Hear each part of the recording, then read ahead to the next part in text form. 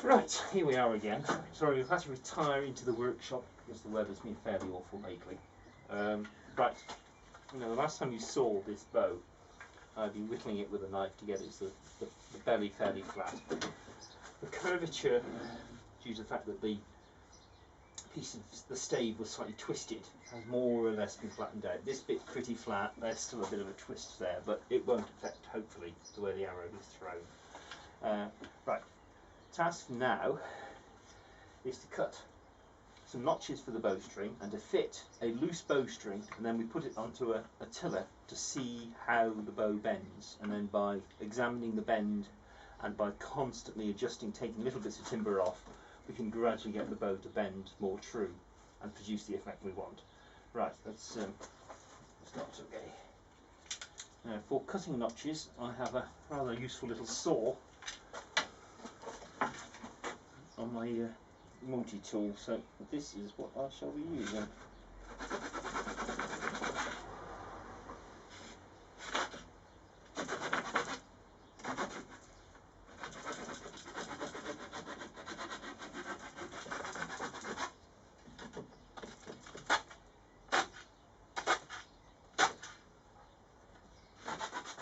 You can use a file to work it out, which is also quite a good methodology.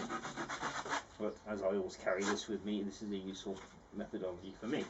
Right, one notch that end, similar notch this end.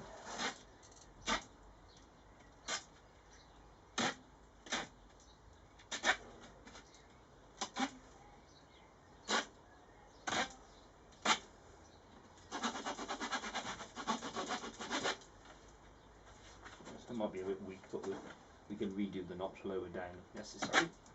And just really centre the bow. Right, bowstring. Now I usually use paracord for the sapling bows because they're nice. It's nice and cheap, and easy to come by, and etc.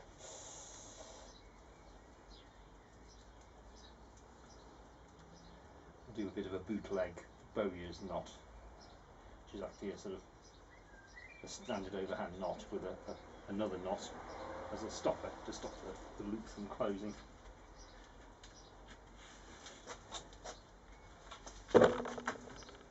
And for the first bowstring you actually want it to be reasonably slack, so you can just do it so it has no strength at all. Put a knot in there. Don't worry, you can adjust these later to suit.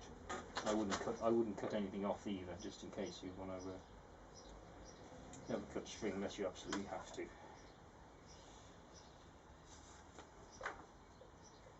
Right. Here we go. Let's put that on.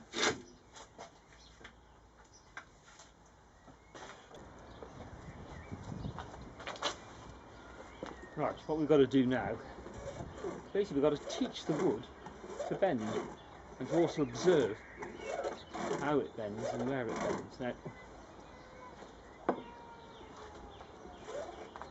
you can see there's actually quite a regular curve, though pulling in a bit there more than it should, but pulling in, bending a bit more than that. Now what you can do is take wood away from other sections to try and rectify that. Actually, while we're here, I'll also show a more portable version of the tiller, which I use in the field. Stand by.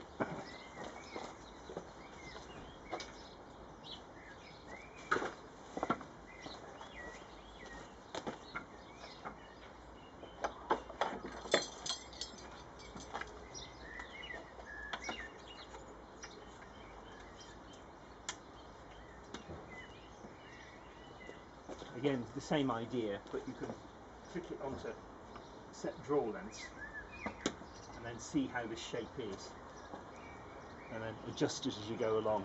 You can improvise one of these out of a suitable Y-shaped stick on which you can cut notches. Right, I should stop the film now, and we should take a bit more wool off here, and then come back, bit a tighter string, and then see how we progress.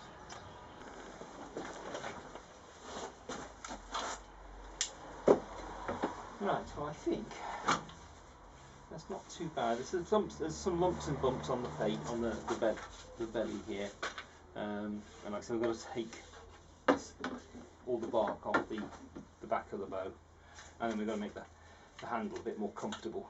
But essentially that's it finished.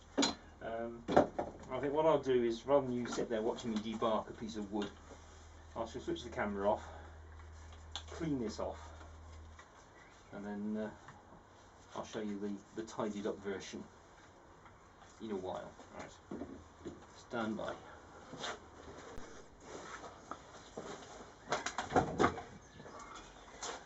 Right, I think now the string here is again still too loose.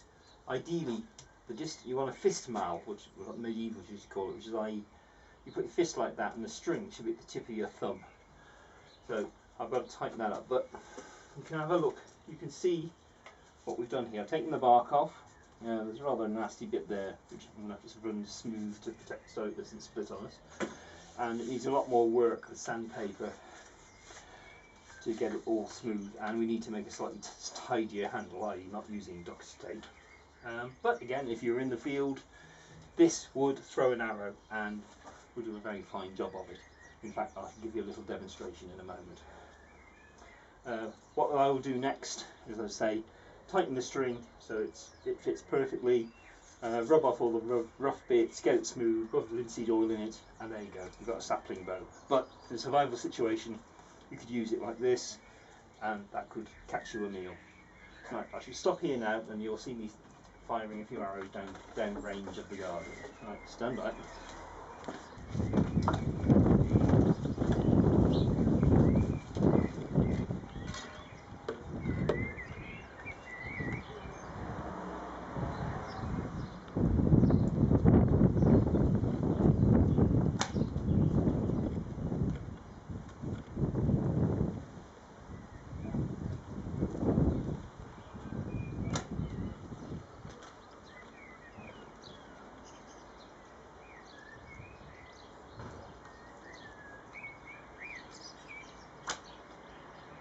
There we go.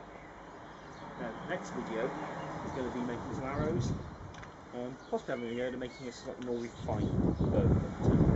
We'll see how we go. Thanks for listening. See you next time.